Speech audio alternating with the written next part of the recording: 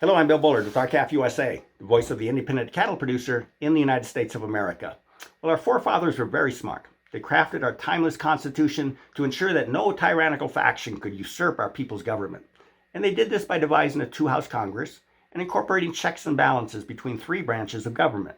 And now this makes our entire governmental structure somewhat cumbersome. And that makes passing monumental industry-changing legislation very difficult. But it also makes passing misguided legislation very difficult.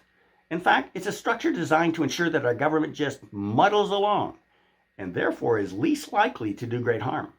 But at the same time, that cumbersome structure is capable of doing great good, but only when there is some sort of a major upheaval followed by public outcry, which in turn is followed by a groundswell of public support. So as we look back in history at monumental legislation that fundamentally changed our U.S. cattle industry, we note that around 100 years ago, our government momentarily ceased just muddling along and passed monumental legislation that set an entirely new direction for our U.S. cattle industry. And most of us view that to be a very great good. The legislation included the Sherman Antitrust Act, the Clayton Act, and the Packers and Stockyards Act, which were all enacted within a single generation. Now, the significance of this is realized when you consider that during only one of the 8 generations since the 1787 signing of our Constitution, was our governmental system subjected to such profound economic upheaval and public outcry that it was incentivized to accomplish a great good by preventing monopolies from capturing control over the U.S. cattle industry. But again, that occurred 100 years ago, about 3 generations ago, and since that time, our industry, the public, and our government have all been sitting in the bleachers, content just to watch, but not participate in the events unfolding out in the arena.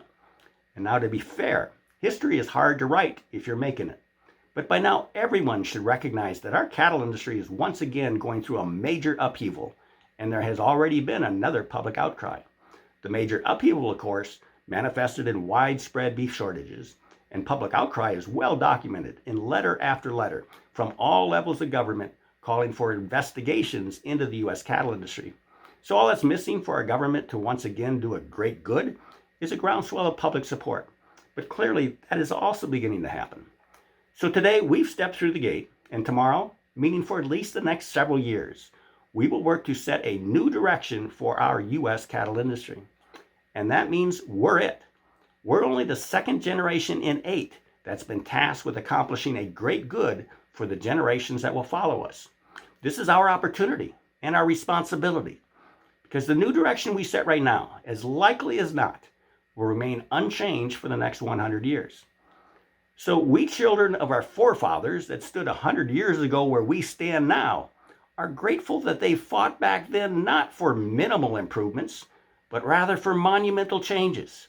They understood that what they did then would determine where you and I stand today. Like us, they are up against formidable opponents, a well-organized and well-financed beef packing industry with tentacles reaching into conventional cattle producer groups, Congress, and the administration.